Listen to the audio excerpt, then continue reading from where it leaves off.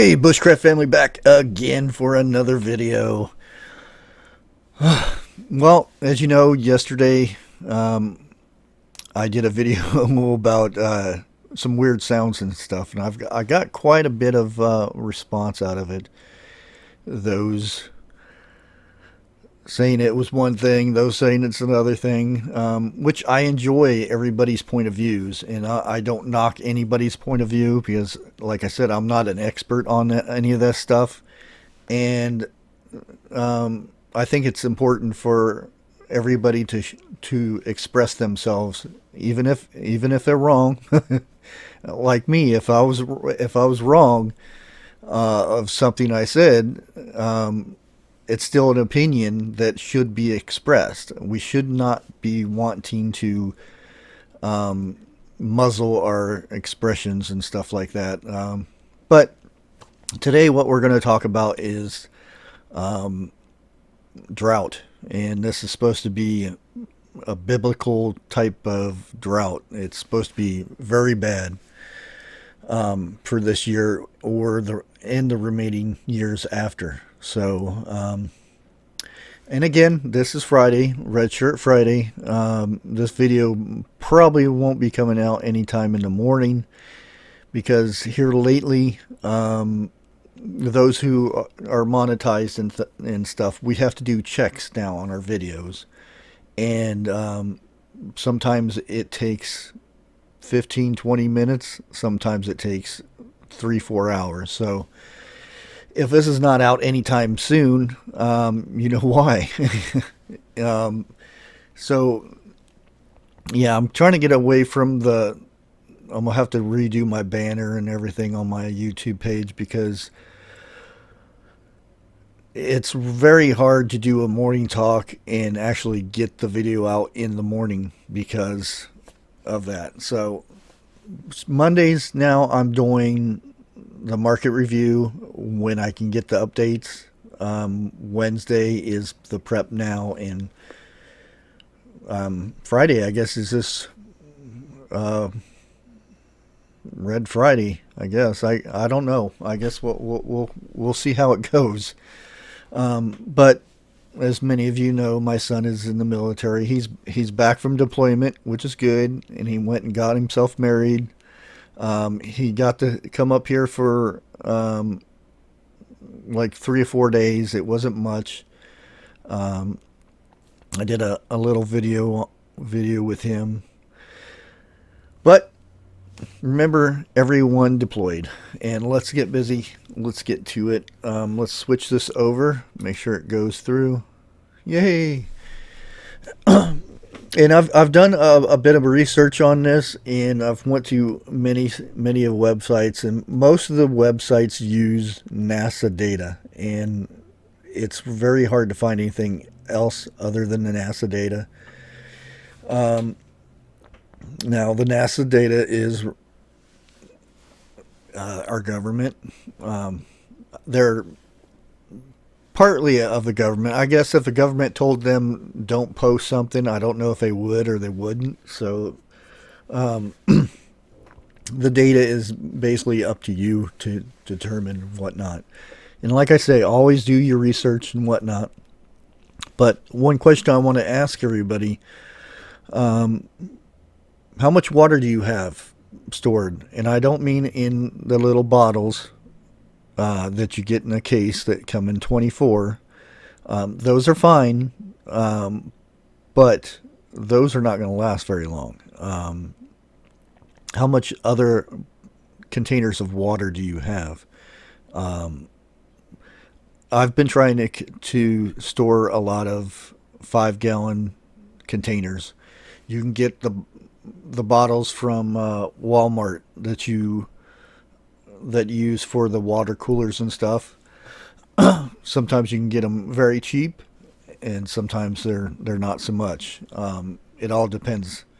And a lot of times you can actually get them already filled with water cheaper than you can get the bottles for themselves, which makes no sense. But yeah, how much water do you have, and do you know how much water your family will use in case of there is no water when you turn that little knob on your sink. Again, water is 5 gallons. It's like a minimum 5 gallons per person a day. Or no, a gallon. Yeah, sorry, not 5 gallons. A gallon. I got 5 gallons on the brain. But you sit there and think of that. That's one day. So that's 7 gallons. 7 gallons a week, and you keep multiplying that. 2 weeks, that's 14. A month is 28, and you figure that out. 28 gallons for a month. Do you have 28 gallons per person for a month of? And that's a lot. It's hard. It's one of the hardest things to prep for is water, because it's so bulky. But you need it. But let's go ahead and get to this. So I stopped jibber jabbering all day. We won't talk about this, but this was taken the June 15th, and it's right now it's especially up in Oregon and Washington states, it's really hot right now, and up in the northern states where it's usually cool at this time, it's blistering hot. Some saying they're going to get 115. That's crazy for that area. Like when I first got my garden out, we had 3 weeks of over 80-degree weather, no rain, and I lost my potatoes because it's just too hot. I continued to water them. I water them in the morning and water them at night, and still, my peppers are hurting right now because the leaves are turning yellow and stuff, just because lack of water that they received that first bit of a shock. But deep drought and early heat waves are setting the western half of the United States up for a dry, fiery summer. About 91% of the West is in a drought. 91%, and that's West, and it could be from Texas on over. Which I would say the western half of the United States is in a drought, and the rest of us are heading that way too. Then this is as of June 22nd, so that's a few days ago. With 55% experience extreme or exceptional, my tongue thing don't work anymore, drought, while 2 back-to-back heat waves, drying the soil and vegetation, increasing potential for wildfires. Meanwhile, water supplies are dwindling. Lake Mead, we're going over this Lake Mead thing again, and I'm not the only one that's bringing this out there. TJ Preps, I urge you to go check out her videos on this also. And it talks about the same thing. This one is a little bit more in depth. It's like punch you in the face type thing. I mean, 91%. And that's right now. They're saying it's going to increase throughout the summer. It's going to move toward the east.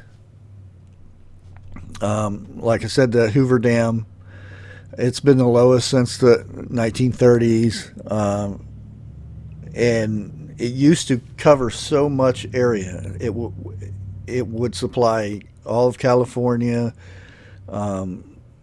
Arizona, all the way down into Mexico. It's the current conditions are part of a 22-year-long drought in the western U.S. It's been 22-year drought, and right now, like in California, the farmers and stuff, they were put on at the beginning of this year. They were put on a you're only allowed to use 50% of what you usually use for water. They cut half of their water off. So you might think, well, they should be doing their part in preserving water and stuff. They're already well over preserving their water with sprinklers and drip methods and stuff like that. They've been going through this for, like I said, 22 years. And the thing is, you start reducing the water that the farmers get, what happens to our food? Right now, if you watch my market review, the sizes of our produce is getting smaller and smaller, and there's a lot more shortages that we are having to get from Mexico, Peru, and all these other places that we have to get our food from now. And if you keep reducing the water that we don't already have to produce our own food in this country, pretty soon we are going to have to rely on other countries to feed us. If we get that far down, hunger will be a big issue. Let's just say we could be blackmailed basically into doing things, or paying more money for this and that, when we can't supply our own food and stuff. Things will get bad, worse than they are right now. Okay.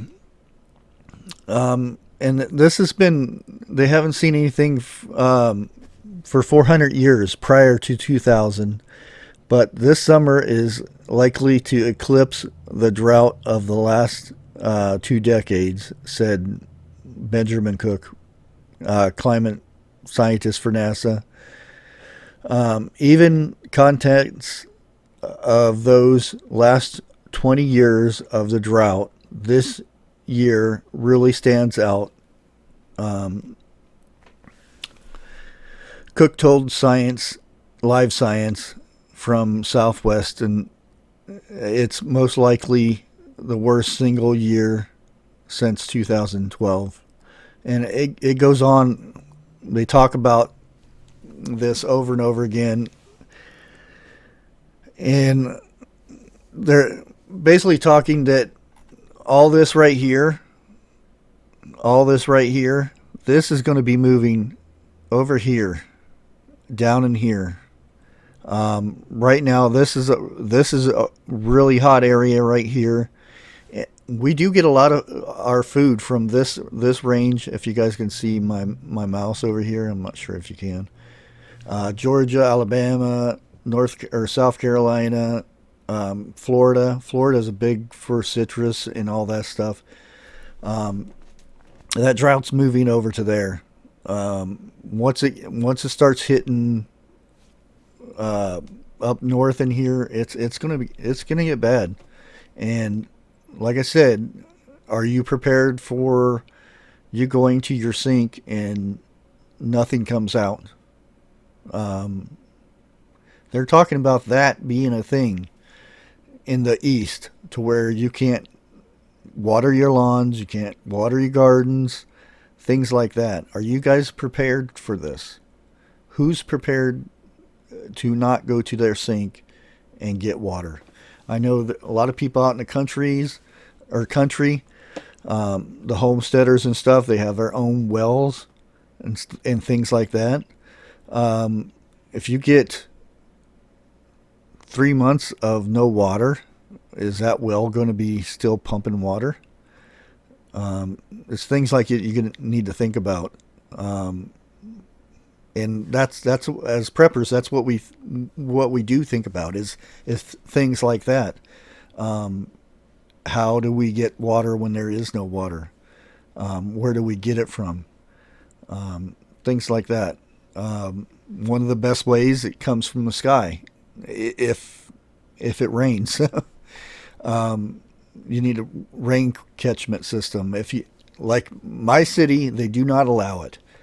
So I've mysteriously left, or I've got trash cans and things like recycle bins that I'm supposed to be using for recycling, which I still recycle. I just take it down there myself.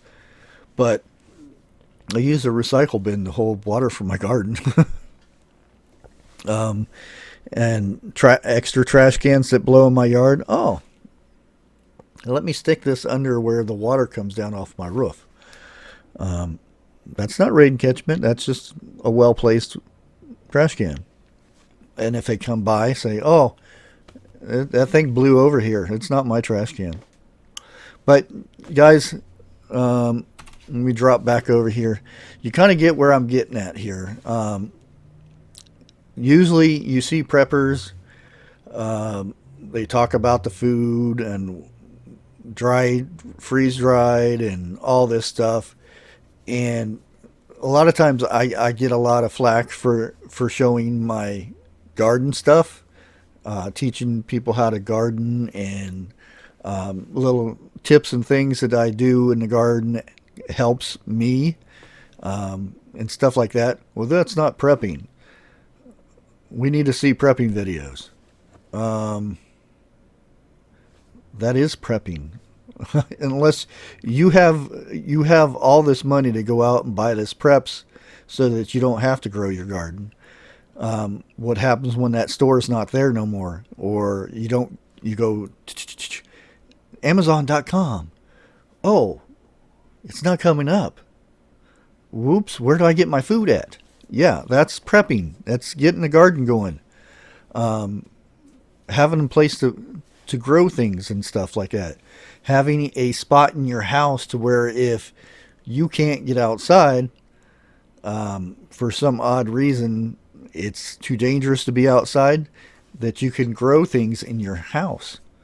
That's prepping. It's just not all about food, how much food you can stick in a can or Mylar bags or anything like that. All that stuff's good, but you need to think other things besides that food. And one of the things a lot of preppers never mention is that water. Water is so much important than food. It's more important than security. You can have 30 pews, a bunch of seeds for those, but it does no good if you die in 3 days without no water. So start prepping for that water. Until next time, guys, I want to thank everybody for watching. Please like, share, comment. Until next time, God bless.